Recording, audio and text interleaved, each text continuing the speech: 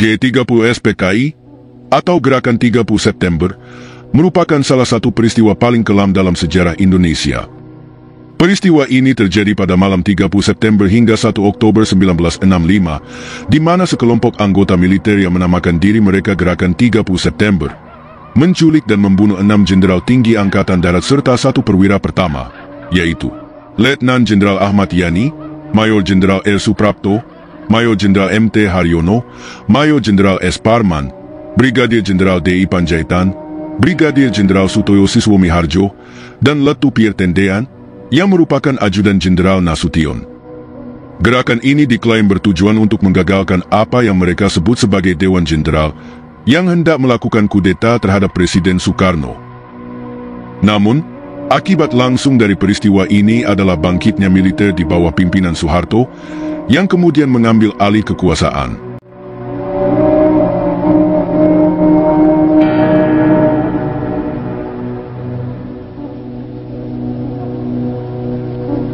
Pada dekade tahun 1960-an, politik Indonesia berada dalam situasi yang sangat tegang.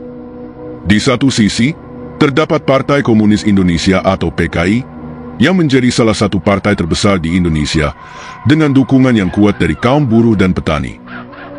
PKI semakin berpengaruh dengan dukungan dari Presiden Soekarno, yang pada saat itu menerapkan politik nasakom, yaitu nasionalisme, agama, dan komunisme. Namun di sisi lain, meningkatnya kekuatan PKI menimbulkan ketakutan di kalangan militer dan kelompok-kelompok anti-komunis, terutama dengan berkembangnya komunisme di negara-negara lain seperti Tiongkok dan Uni Soviet, hingga akhirnya meledak dalam peristiwa G30 PKI. Ada beberapa faktor utama yang membuat PKI berkembang pesat. Pertama, dukungan dari Presiden Soekarno melalui politik nasakom memberikan legitimasi bagi PKI untuk aktif dalam politik nasional. Kedua, PKI memiliki basis massa yang kuat di kalangan buruh, petani, dan rakyat kecil yang merasa diabaikan oleh partai-partai lain. Ketiga, situasi internasional yang ditandai dengan bangkitnya komunisme di negara-negara seperti Tiongkok dan Uni Soviet turut memperkuat posisi PKI. Selain itu, lemahnya oposisi sipil membuat PKI menjadi kekuatan politik yang dominan pada saat itu.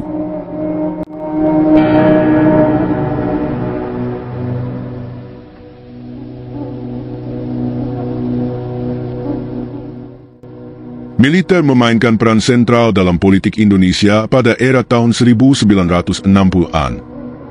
Ketegangan antara militer dan PKI semakin meruncing, seiring dengan meningkatnya pengaruh PKI dan ketakutan akan potensi pengambil alihan komunis. Militer, yang merasa terancam oleh semakin kuatnya PKI, mulai memperkuat posisinya di panggung politik.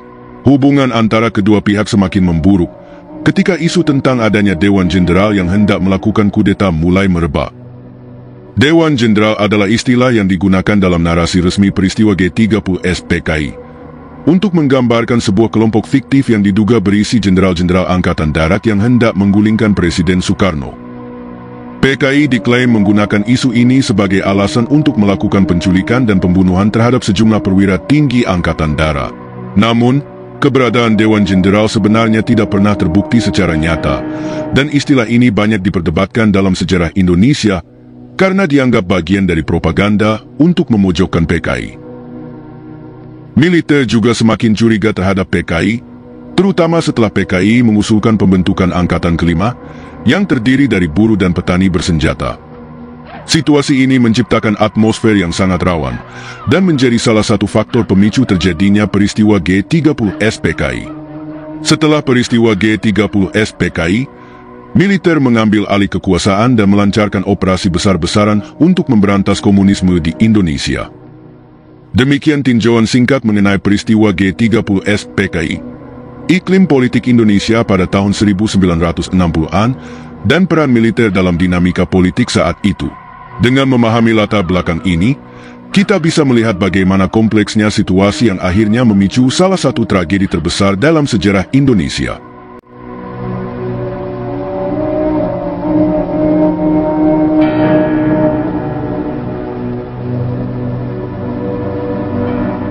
Media memainkan peran yang sangat penting dalam membentuk persepsi publik tentang peristiwa G30 PKI. Di dalam negeri, media dikendalikan oleh pemerintah Orde Baru untuk menyebarkan narasi resmi bahwa PKI adalah dalang utama peristiwa ini. Melalui film, buku, dan siaran berita, rezim Orde Baru membangun citra hitam putih tentang peristiwa tersebut, di mana militer dianggap sebagai penyelamat bangsa.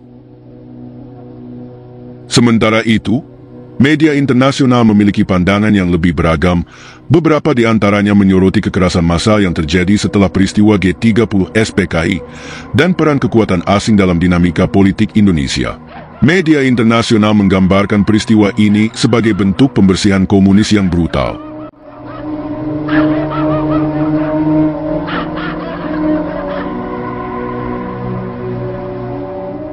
Di balik narasi resmi, terdapat ribuan kisah tragis yang jarang terungkap. Setelah peristiwa G30S PKI, terjadi pembersihan massal terhadap mereka yang dituduh terlibat dengan PKI. Banyak dari mereka adalah orang biasa, petani, buruh, dan intelektual yang tidak memiliki hubungan langsung dengan peristiwa tersebut. Mereka menjadi korban karena dicurigai atau dilaporkan tanpa bukti yang jelas. Selain itu, banyak yang ditahan tanpa melalui proses pengadilan, dan sebagian besar tidak pernah kembali.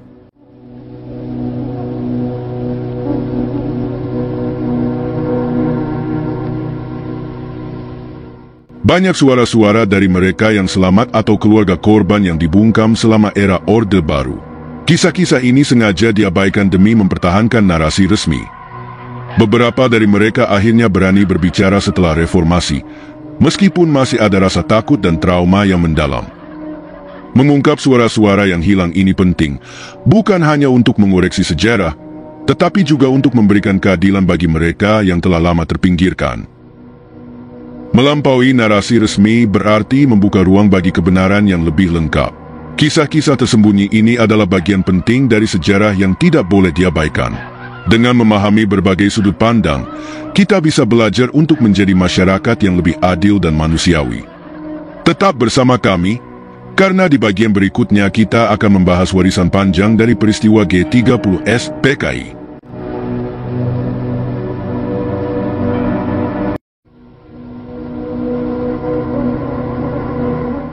Warisan terbesar dari peristiwa G30S PKI adalah perubahan besar dalam lanskap politik Indonesia. Peristiwa ini menjadi titik awal bangkitnya rezim Orde Baru yang dipimpin oleh Soeharto. Dengan dukungan penuh dari militer, Soeharto mengambil alih kekuasaan dari Presiden Soekarno. Selama lebih dari 3 dekade, Orde Baru memerintah dengan otoritarianisme, menekan kebebasan politik, dan mengendalikan media massa. Hingga kini, dampak dari era tersebut masih terasa dalam kehidupan politik Indonesia.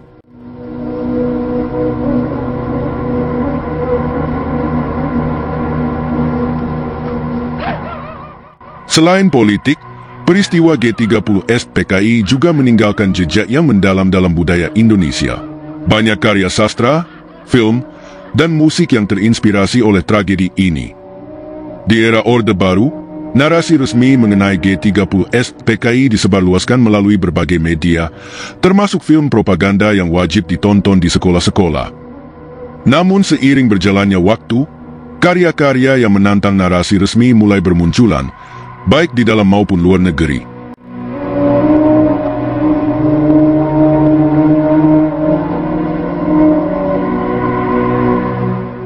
Hingga kini, G30S PKI tetap menjadi salah satu peristiwa paling kontroversial dalam sejarah Indonesia. Perdebatan seputar siapa sebenarnya dalang di balik peristiwa ini masih berlangsung. Banyak pihak yang menyerukan agar dilakukan investigasi yang lebih transparan dan komprehensif untuk mengungkap kebenaran sejarah.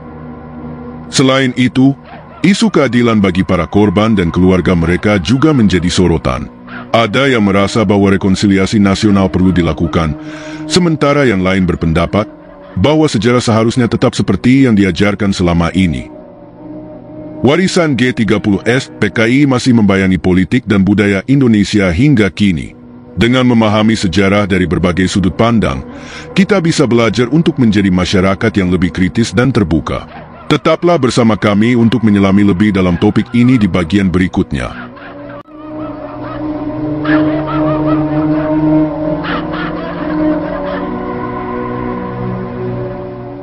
Mengapa penting untuk mengingat peristiwa ini? Sejarah yang akurat adalah fondasi dari masyarakat yang adil dan demokratis. Pentingnya mengingat sejarah bukan hanya sebagai upaya untuk memahami masa lalu, tetapi juga untuk memastikan bahwa kita tidak mengulangi kesalahan yang pernah terjadi. Salah satu peristiwa besar dalam sejarah Indonesia adalah tragedi G30S PKI yang meninggalkan luka mendalam dalam perjalanan bangsa ini. Agar kita bisa belajar dari sejarah, keakuratan dalam mempelajari dan mengingatnya sangatlah penting. Tanpa keakuratan, kita berisiko terjebak dalam propaganda dan misinformasi yang dapat membelokkan kebenaran. Sejarah yang keliru atau distorsi informasi hanya akan membuka celah bagi ketidakadilan dan kekeliruan dalam penilaian kita terhadap peristiwa-peristiwa besar seperti G30S PKI. Oleh karena itu, kita perlu berhati-hati dalam menggali kebenaran dan memastikan bahwa informasi yang kita terima adalah sahih. Mengingat para korban tragedi tersebut adalah salah satu bentuk penghormatan yang dapat kita berikan agar peristiwa kelam ini tidak terulang lagi.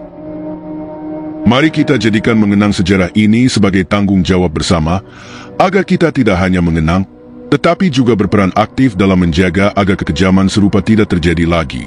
Tugas kita adalah memastikan bahwa setiap generasi mendalami peristiwa tersebut dengan akurat dan menghargai proses rekonsiliasi. Saya mengajak Anda untuk mempelajari lebih dalam tentang G30S PKI, untuk memahami pelajaran berharga yang terkandung di dalamnya, dan berkontribusi pada masyarakat yang lebih terinformasi dan adil. Dengan demikian, kita bisa menciptakan Indonesia yang lebih bijak dalam memandang sejarahnya, lebih kuat dalam menjaga persatuan, dan lebih berkomitmen pada keadilan. Jangan biarkan sejarah hanya menjadi propaganda. Jadilah generasi yang kritis dan terinformasi.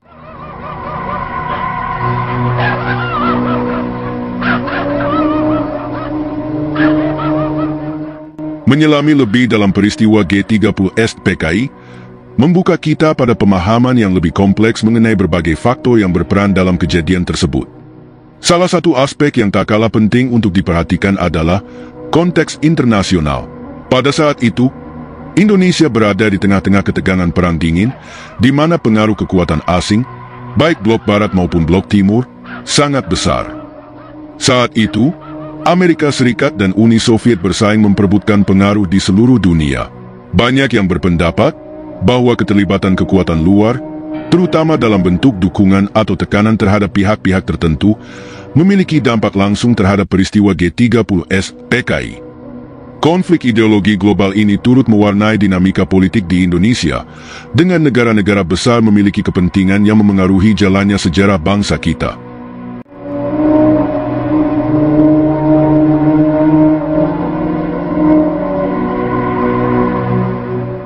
Selain itu, faktor ekonomi juga tidak bisa dipisahkan dari peristiwa tersebut. Ketidakstabilan ekonomi Indonesia pada masa itu turut memperburuk situasi politik yang sudah tidak stabil. Krisis ekonomi yang parah, diikuti dengan kemiskinan yang meluas, pengangguran yang tinggi, serta ketimpangan sosial, menciptakan ketegangan yang mengarah pada kerusuhan dan ketidakpuasan terhadap pemerintahan saat itu.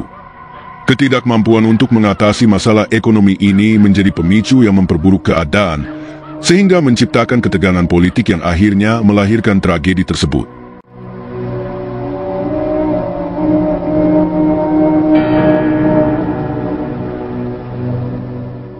Tidak kalah pentingnya adalah dampak G30S PKI terhadap militer Indonesia.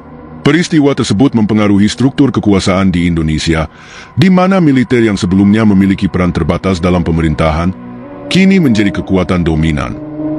Kebangkitan Orde Baru di bawah pimpinan Soeharto tidak lepas dari dampak besar peristiwa ini, di mana militer berhasil mengkonsolidasikan kekuasaan dengan menciptakan stabilitas politik yang baru, meskipun dengan biaya yang mahal bagi kebebasan politik di Indonesia.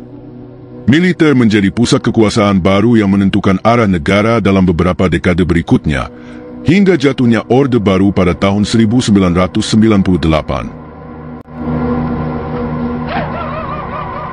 Peristiwa G30S PKI membawa dampak yang mendalam bagi Indonesia, baik dalam konteks internasional, ekonomi, maupun militer. Dengan memahami kompleksitas dari berbagai faktor yang berperan, kita bisa lebih bijak dalam memandang peristiwa tersebut dan menghindari kesalahan penafsiran yang dapat menyesatkan. Sebuah pembelajaran yang sangat berharga bagi kita semua untuk menjaga stabilitas negara ini di masa depan. Terima kasih telah menonton video ini.